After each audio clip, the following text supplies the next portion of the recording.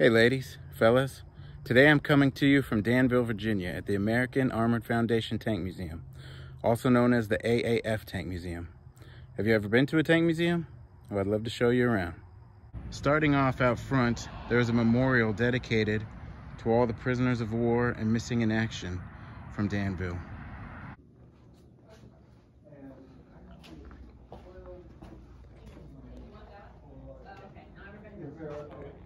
Admission isn't too bad. It's just $15, $10 if you're a veteran. Here we see some howitzers and some artillery on the ground. Obviously a scene from Berlin. And you got some soldiers. A guy with a bike. And here are a couple of guys with a 50 caliber machine gun from World War II. There's a Jeep with a 106mm recoil rifle that it's carrying. Got another guy over there. And this back here is a hammerhead.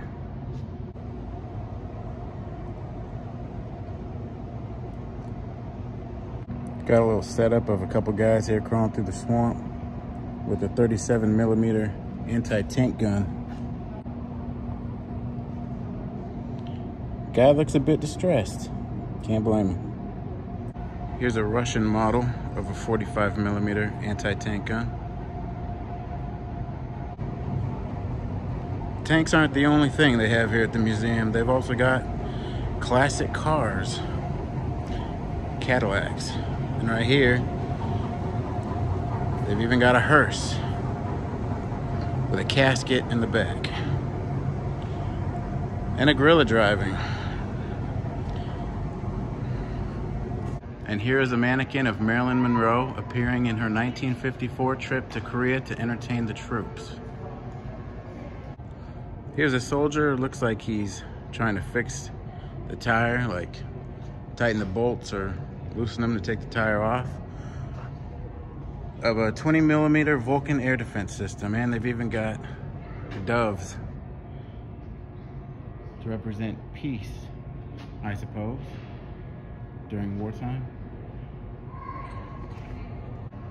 Staring down the barrel of a gun, as they say, or in this case, more specifically, a rocket launcher. Now this right here is a cool display. It's a Russian M1 tank running over and crushing a car.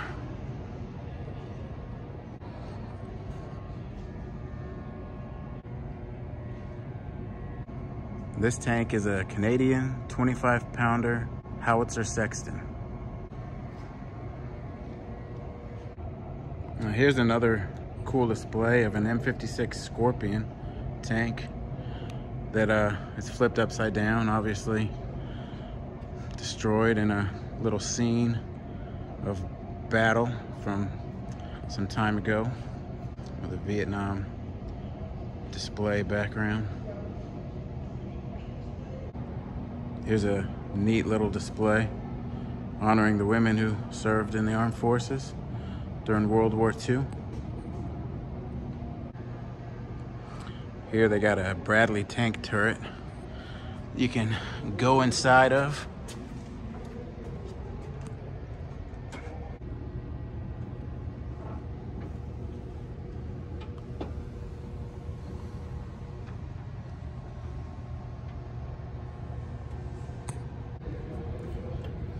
Well, I'm ready for battle now.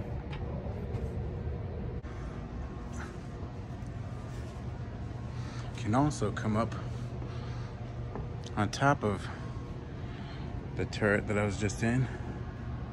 So that's where I was, sitting down in there.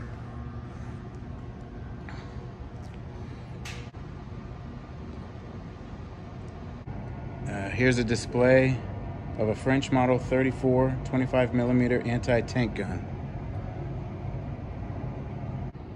Now here's a cool gun. 1950s M65 machine gun. Here we got a German rocket launcher. Looks like the scene takes place in the Sahara Desert. Got the sand and camel back there. They got a UFO from the original War of the Worlds movie here. Now this right here is one of my personal favorites here in the museum. It's a Huey Cobra attack helicopter. Come over here. Get a look inside.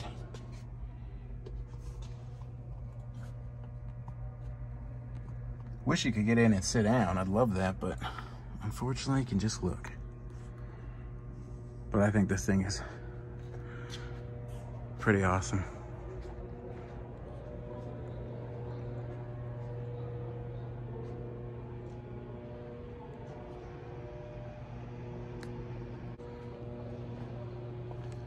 Come over here to the other side. Get a little bit better look inside of it.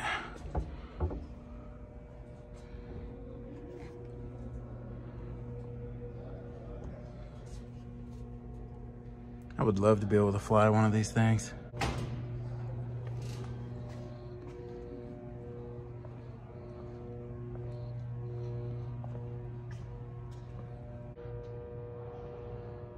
Here on the floor here, they got pieces of actual military vehicles for sale for the die-hard collectors out there who would want a piece of history to take home. This right here is known as a flower car. Back in the old days, they used to have these things in funeral processions. These would be in the front, right in front of the hearse, and in the back is where they would put all the flowers from the funeral, and they would carry them. And this right here is an old German Kaiser car. Right here, this is pretty cool. They got a full-scale model of a town. Got little soldiers in the buildings, some of them. You got a building. It's partially been blown to pieces, or pretty much blown to pieces.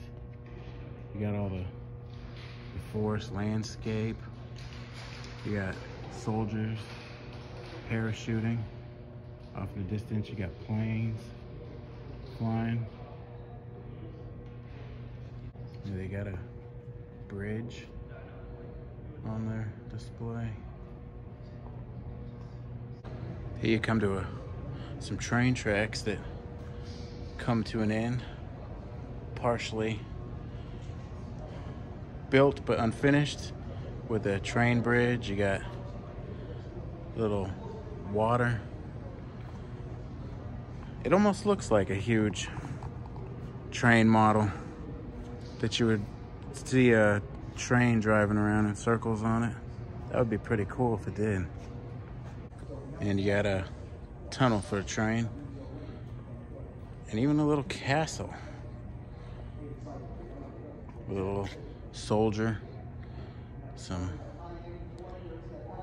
artillery down there. You see some more soldiers. Yeah, pretty cool. Here's a display of the different uniform attires for the women from World War I and World War II. Here's a fun G.I. Joe puzzle. Something kids used to do back in the days, back before video games. Just one of the many things I used to do, build puzzles. Here we have a display of many different generals. It shows down at the bottom like their names and more information about them and their different attires.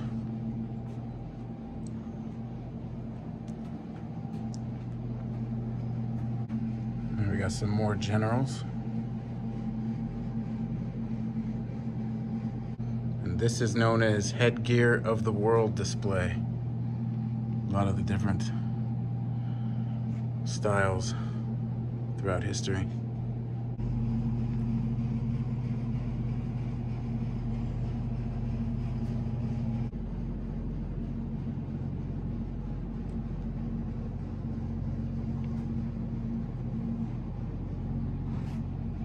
And some more headgear. They've got plenty of it to check out. As you can see, the walls have all kinds of pictures and things to look at.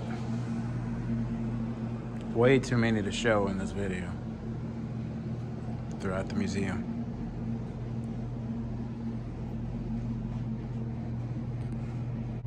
Here's a Holocaust Victims and Survivors Memorial Display. See a prisoner of war, and the barbed wire, and the Nazi soldiers over on the other side. Here's a display of some drawings done with like crayons by a soldier named Graham during 1941 to 1946 of the U.S. Army. You see like drawing of a guy and a girl, guy chasing a girl, looks like a sailor dancing.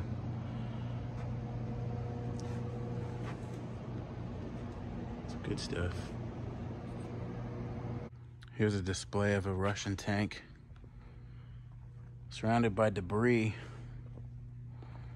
Looks like from a battle scene. Down here you got a guy.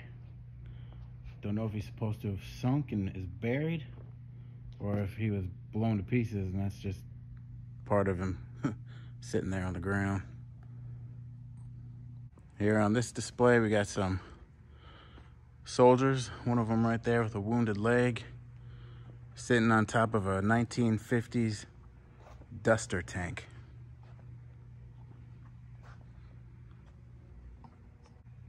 Elevated up here on this pillar, we have a Vietnam era Viet Cong guerrilla sniper. The uniform they would have worn. Right here we got a 1950s US M47 Patton tank with a soldier standing around with a lot of the artillery. Here we got a 1970s US Patton tank. Here we have a 1980s Sergeant York DIVAD tank. DIVAD, abbreviation for Division Air Defense. And I don't know about the rest of you, but when I think of tanks, I think velociraptors. Well, anyways, this little display is just giving the examples of how velociraptors were the original tanks, so to speak, and the similarities between them and the tanks we know today.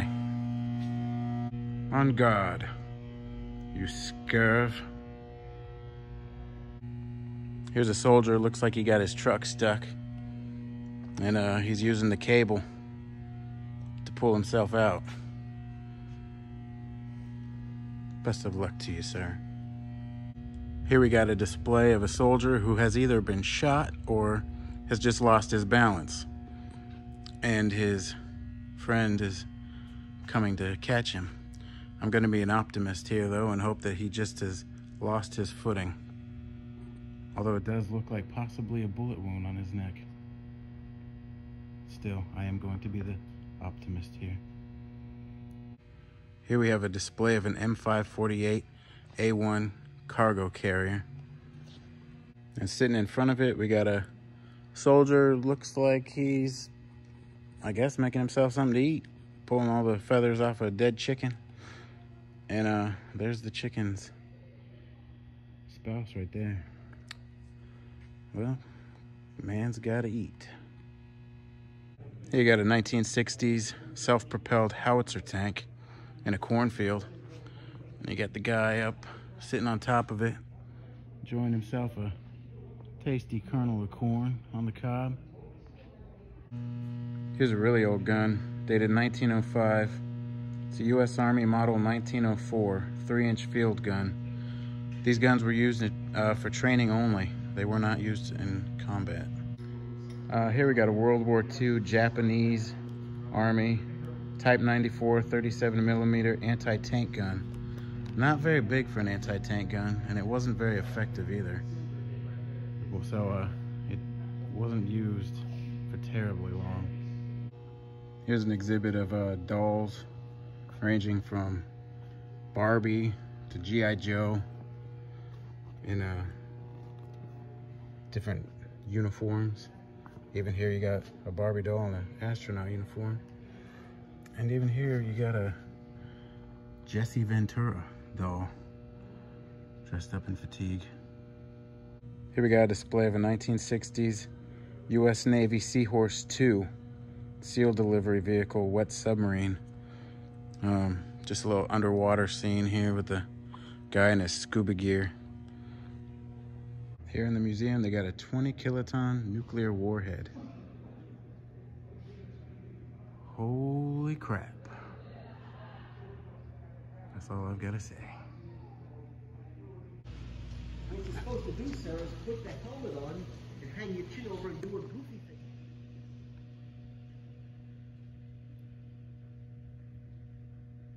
Here's a tribute to the feathered friends in combat.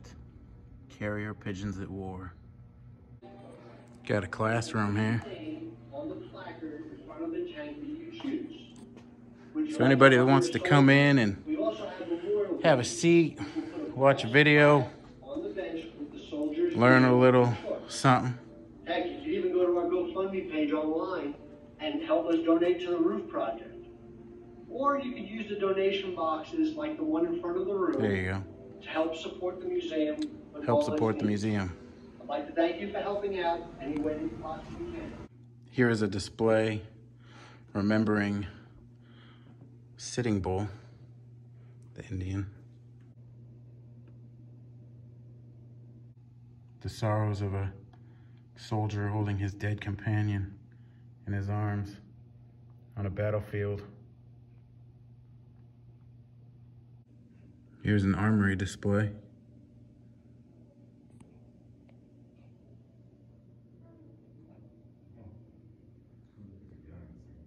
Here we got a picture of a magazine cover.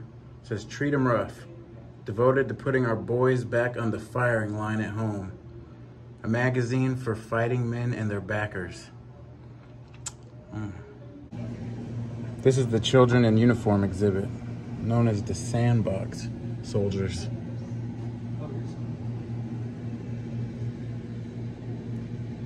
They got an instrument room, just an exhibit to all the many different instruments used.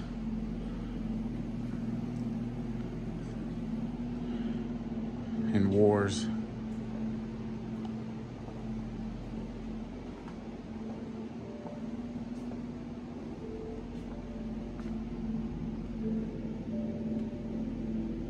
Here's a cool display.